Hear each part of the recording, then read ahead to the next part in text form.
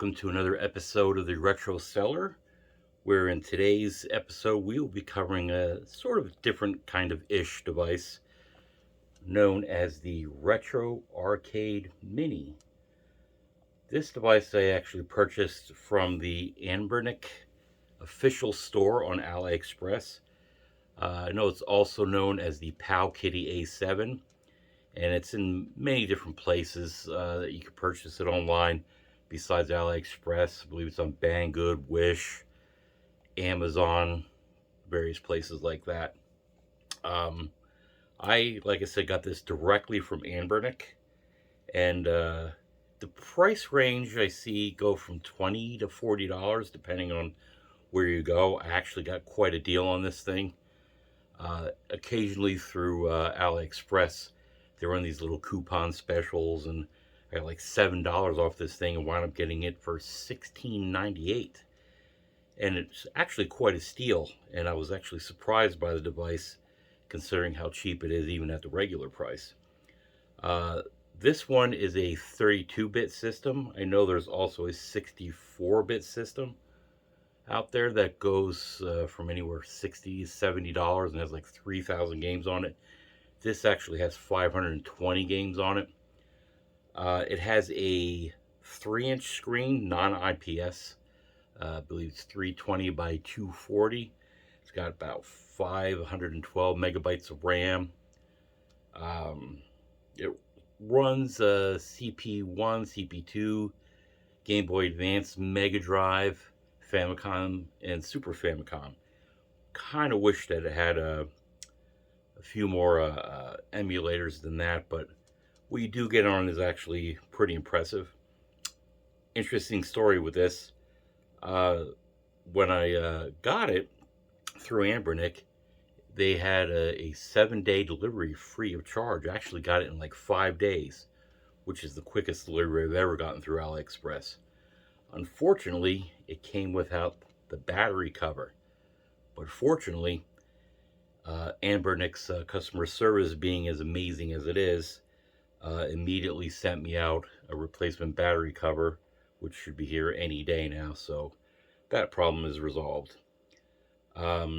This thing comes in a sort of a charcoal translucent color. I believe it also comes in like a red, white, and blue configuration.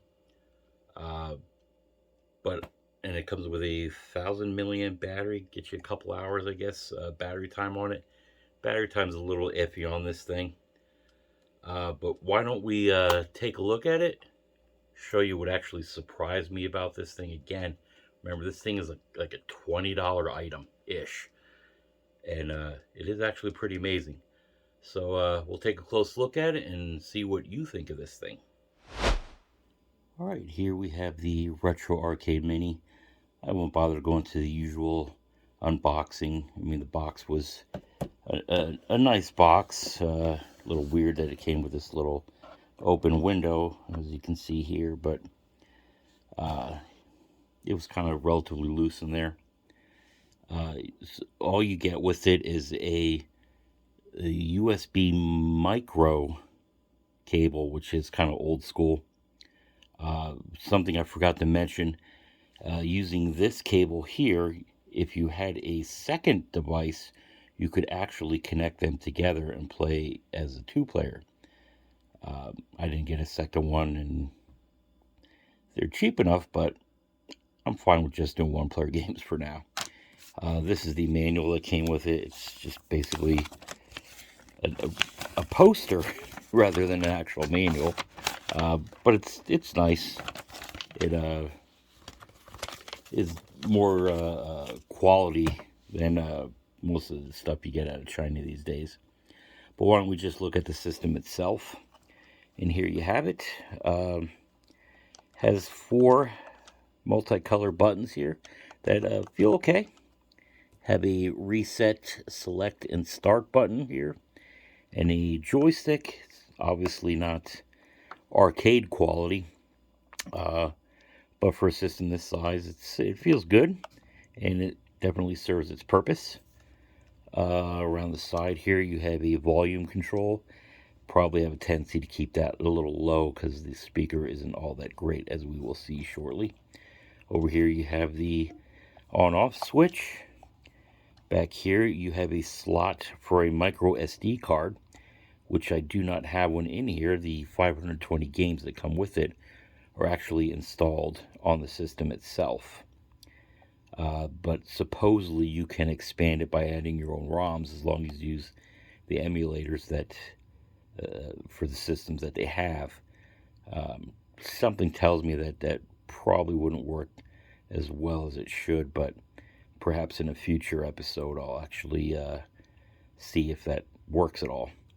And you have your jack for the cable to connect to another system, and you have your USB mini power source right there. So why don't we turn this thing on and have a look at the menu. And here we go. This is your menu. It's sort of similar to a PSP menu or PlayStation 3. You have your game menu, music, we won't bother with that. Video, as I said, you wouldn't want to use this to watch movies.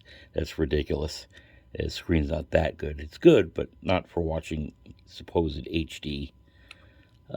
Pictures, why?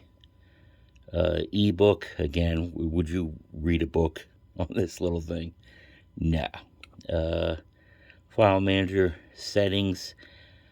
Basically all you're doing is real basic settings like backlight, desktop set, which is you change the background, system function. As you can see, it's recover system. You don't want to mess with that. So why don't we go down to this here? So if you had an SD card, this is where you would access it. As I said in a future video, I'll probably give that a shot. Games, this is where you have most of your games on board. Doubles game, these are the ones that you can play them as a one player on here, but if you had that second system, this is where you could play two players, but you can do single player on as well. And that's pretty much the menu. Let's look at the games themselves. So as it says here, this is 501. There's 20 games in the double games. One thing that disappoints me about this is out of the systems that it has, they're just kind of mixed into one lump menu. If they had it divided by system, it would be easier to navigate it. That's one of the things that I'm not a fan of, and also the fact that it is not in alphabetical order. So you got 500 games here that are just flipping through to try and find something that you want to play. It would be better if it was organized a little better. And as you can see, the battery life on it, what I have, about a third of it is already chewed up, and I probably only played it for like 20 minutes. That's what I mean about the battery life on this thing. Could be the battery itself. Could probably get another one. We'll see. Why don't we look at some games? So this is Tekken Advance for the Game Boy Advance.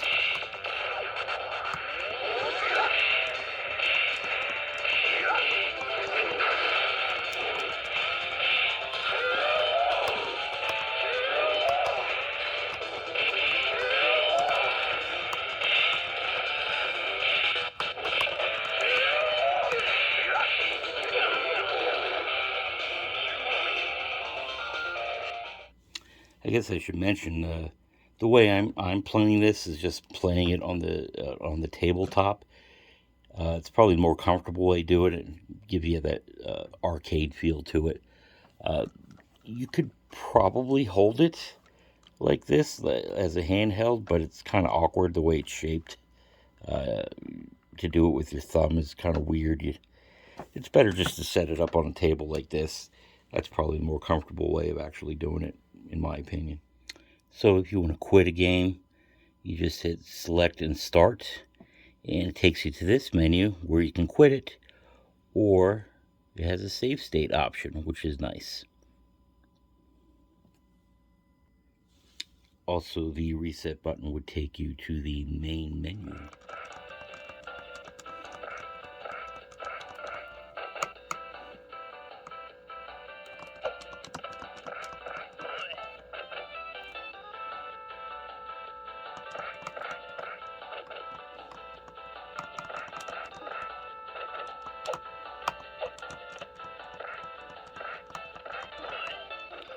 This is Proteus on the Super Famicom. So this, to me, the controls are kind of lagging a little bit here. The input is like slightly off.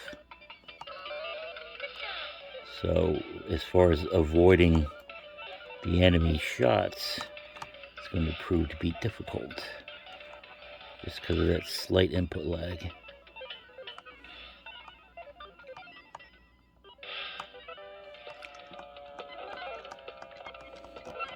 So again, it just seems to be moving a little slow, a little sluggish.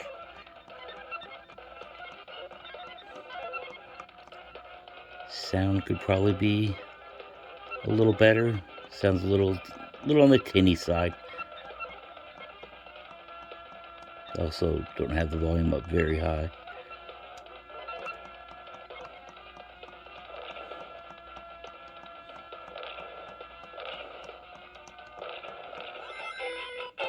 Can you hear the sound is a bit off on it?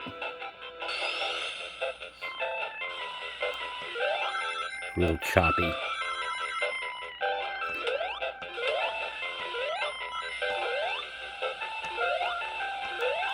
It's actually really bad.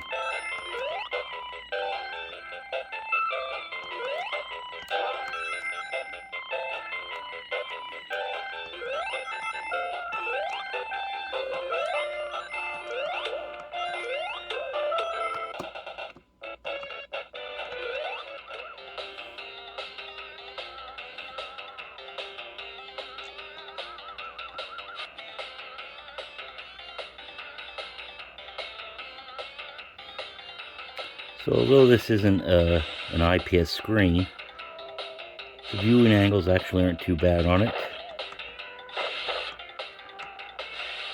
And the colors are actually pretty good on it. I do like the screen. Just wish that audio could be a little better.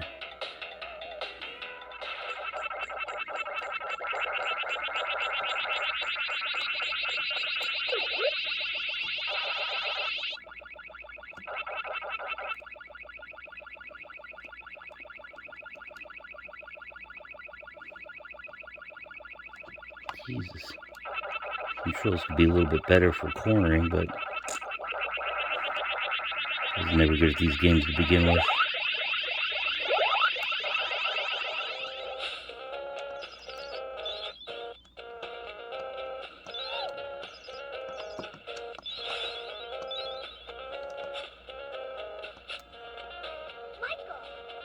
Better run from Michael, little girl.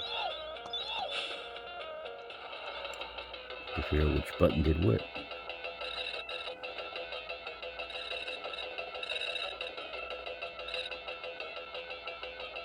Again, the sound isn't the best on this thing.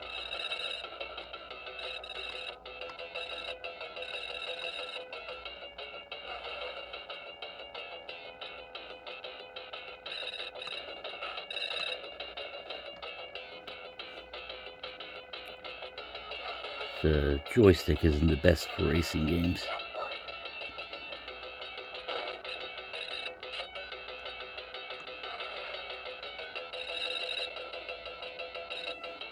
But it handles the emulation pretty well.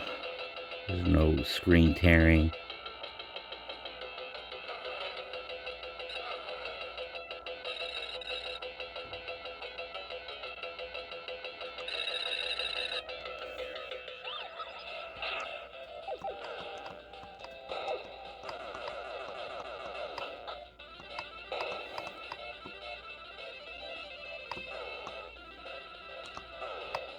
Actually looks really good on this screen.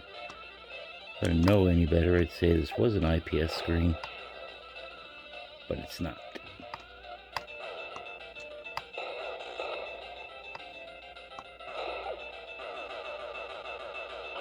This game looks great on it.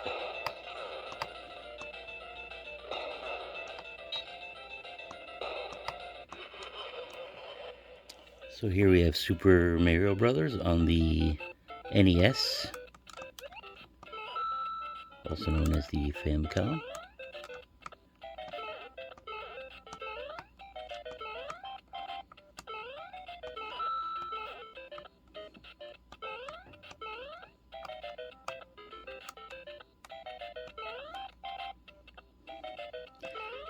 Seems to be a little minor screen tearing down at the bottom, but nothing horrible.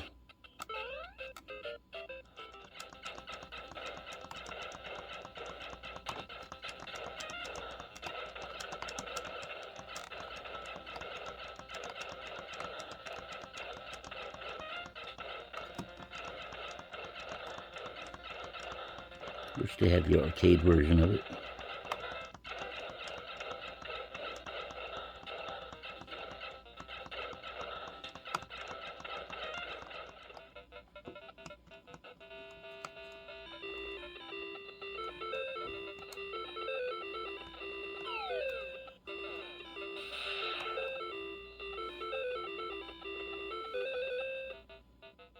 Okay, so here we are in the doubles game menu where the rest of the games are the 20 in 1 here to make it 520 total games.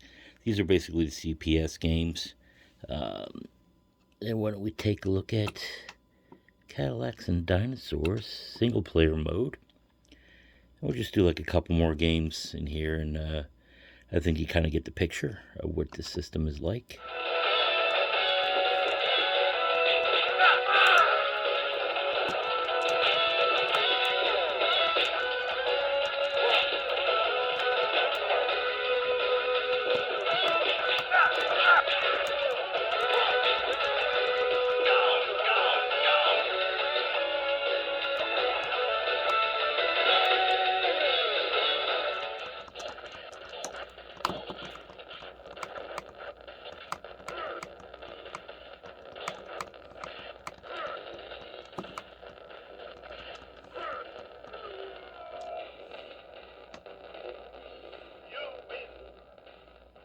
Your sound isn't all that great on it.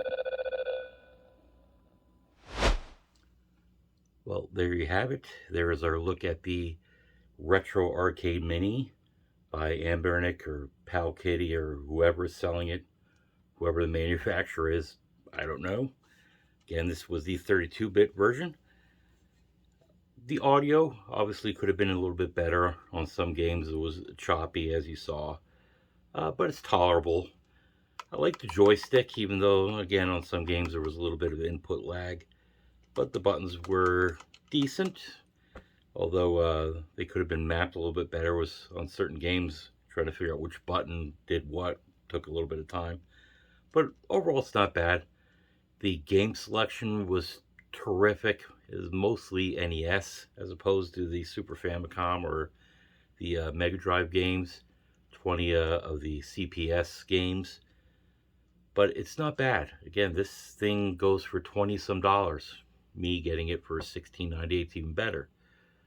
You can't go wrong with it. The build quality is not bad. The plastic isn't bad. I've seen far worse in some of the other systems that I've gotten from AliExpress or Banggood. Really, it's really worth the money. Kids would love it. I mean, you can't go wrong with it. So I'll probably be actually using this more frequently than some of the other devices I have. So actually, I will give this a thumbs up and recommend it to you if you spot it on any of those sites that I mentioned, AliExpress, Banggood, eBay I think has it, Amazon, you name it, it's out there. But that should do it for today's video. Got a couple more things in the pipeline, so please like, comment, and subscribe, and we will see you in the next episode.